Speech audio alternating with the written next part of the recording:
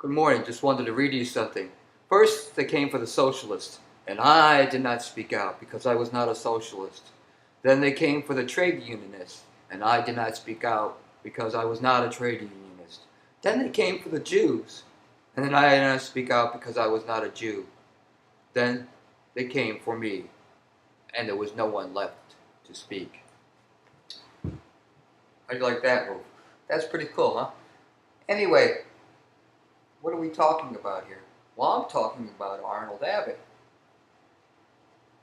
Now, if I asked you what you thought of a 90-year-old World War II Purple Heart earning veteran, what would you say? What would you think of? What images would be brought up in your mind? 90 years old. If I were asked you to think of one of the precepts of the Bible, or the major precepts of the Bible, what would that be?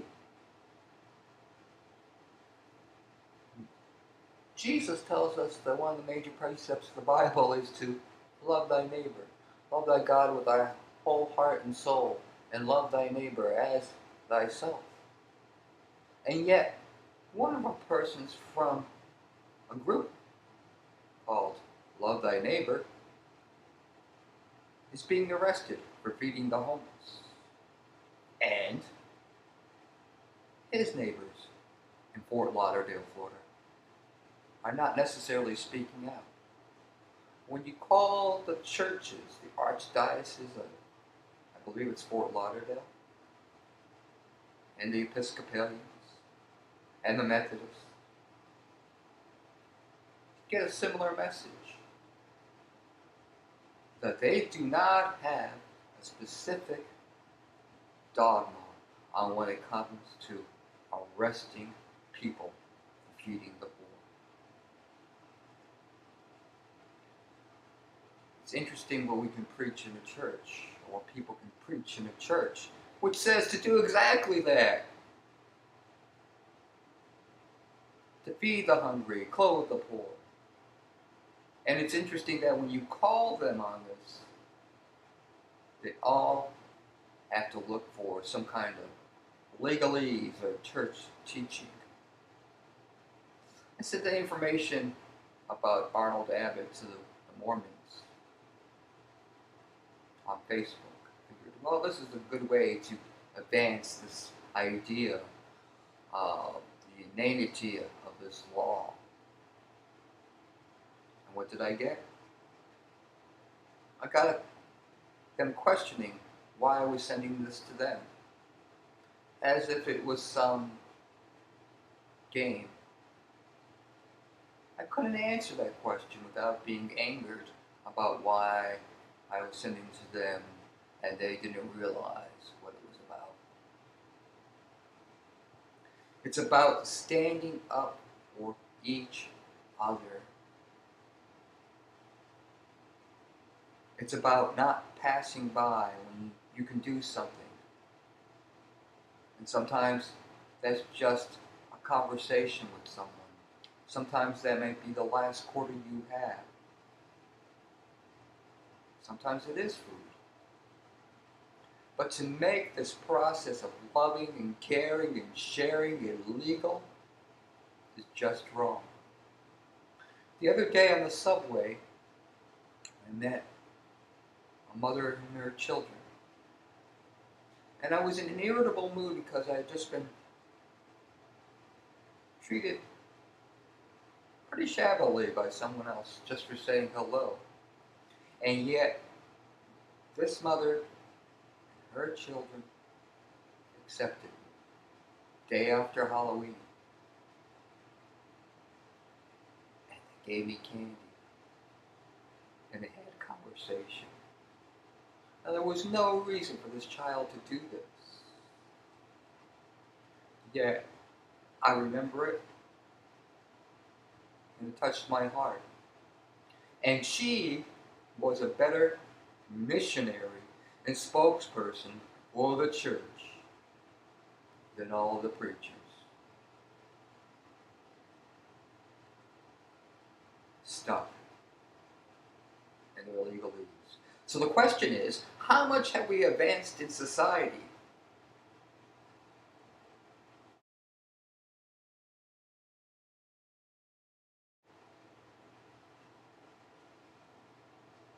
And yet in our society, we are arresting people for feeding the poor. And there's no uproar. The Democrats will be complaining about how they lost their elections. The Republicans will be gloating about how they won the elections. And yet one man gets arrested for up to 6 months that he could be put in jail for taking care of the needs of someone else. And I find this shameful. I find the fact that no one speaks out or few speak out about it intolerable. We have the Franciscans. We have groups on the Catholic Church. We have groups upon groups upon groups that say they are taking care of poverty, taking care of the poor. And they do. Lots of these individuals do. But what if it was you who was arrested for feeding a banker or having a picnic? Can I not have a picnic with the poor, just like Jesus did, without government interference? Republicans talk about government interference, and yet they created this sort of government interference condoned by the Democrats who are in charge at times. And yet the people go out and vote, but they don't vote. Something is so inane as castigating a veteran who decides to feed the poor one day. Not actually one day, listen to this. 23 years of feeding the poor, and it was legal. Then one day, the police willy-nilly decide to uphold a newly legislated law, and he's the man. He's the bad guy. He's the one that's causing everything that's wrong in our country.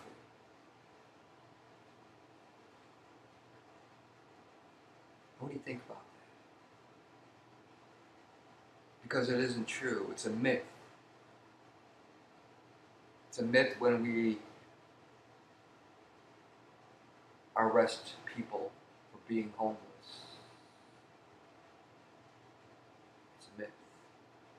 That we are this noble society that will be loving and caring and charitable. It's a myth that we are practicing our religion.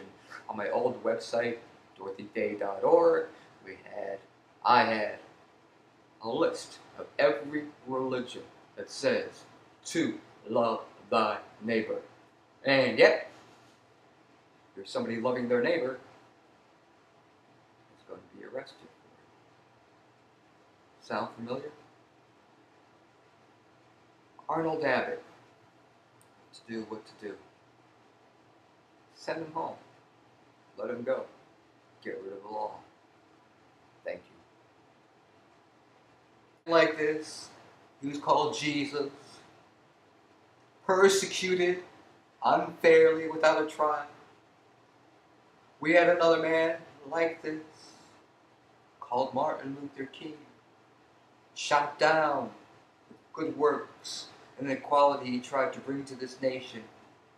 We had another man like this, the Kennedys, shot down because they saw a different version of America.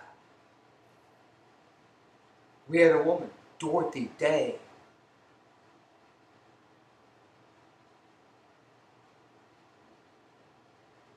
who did the same thing.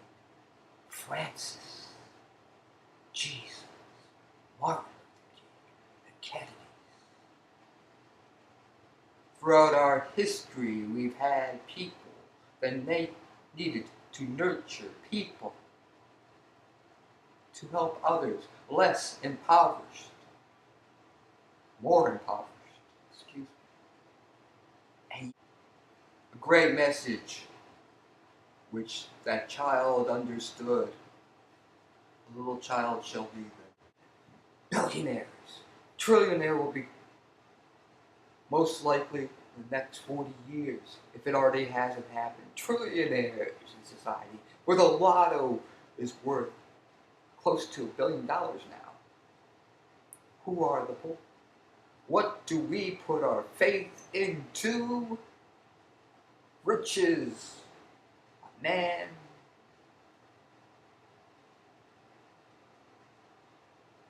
God. Is it God's law or man's law that's supposed to prevail? Let me tell you a little story about the Chamber of Commerce says, well, I'm an Episcopalian, very nice guy. And should we violate the law? This country has been violating the law since the day it began. It wasn't legal for us to leave and come here and establish another country. But we did it. And now we wave the flag saying how ballsy and how wonderful that was. So we have lots of individuals in society that are willing to give to the poor. And they're not doing it for status or prestige. They are doing it because they see one law as being higher than another law, just as our founding forefathers and foremothers did. Whose law are we going to follow? Especially when it comes to nourishing each other. Because that's what it's really about. It's about a spiritual nourishing of people. Literally and figuratively. That's what our religion is about. Thou shalt not murder, thou shalt not steal, thou shalt not commit adultery, and on and on and on and on and on. Man's law, God's law, sort of together. But now we have feed the poor. Certainly Jesus didn't want us to do that. Certainly this was not what he wanted from us. And what I'm saying to you is that there are lots of little Jesuses walking around. Ones that will stand up when they see something wrong. And yet, why are they chastised in society? Make the call. Do the tweet. It's not the biggest thing in the world. But observe with your own eyes what's going on when the system is wrong. And this is something that it's not a Democratic thing, it's not a Republic thing, it's not a Green Party thing. It's about taking care of someone else. About being loving. And loving, I believe, is the highest law of all. Mother and child, we see this, and we know that there's love. And so will we go to our churches this Sunday and the next Sunday after and listen to the sermon, whether it was good or bad and different, and not have it connect with our brains and connect with our hearts? Then where is our faith? Where is our hope? Where is our love? Where is our charity? We're more than this. You're more than this. Continue to do the great works that you have been doing, whether people like them or not. It's up to them. We never know where people are upon the timeline, spirituality, or being religious, or being caring and sharing. The one that negates it today, start tomorrow. But what I'm asking is that people start today. And they're small. little tiny way. And I hope it's not for naught. Because there's a lot of great things we do as a society. But then there are some things that are scandalous and just wrong. And arresting a 90-year-old vet, a Purple Heart winner, establishing him on one end and bringing him down on another end is a familiar story, and it's the story of Jesus. 1 week loved. The next week unjustly persecuted. Let's not persecute the poor. Let's not persecute those who help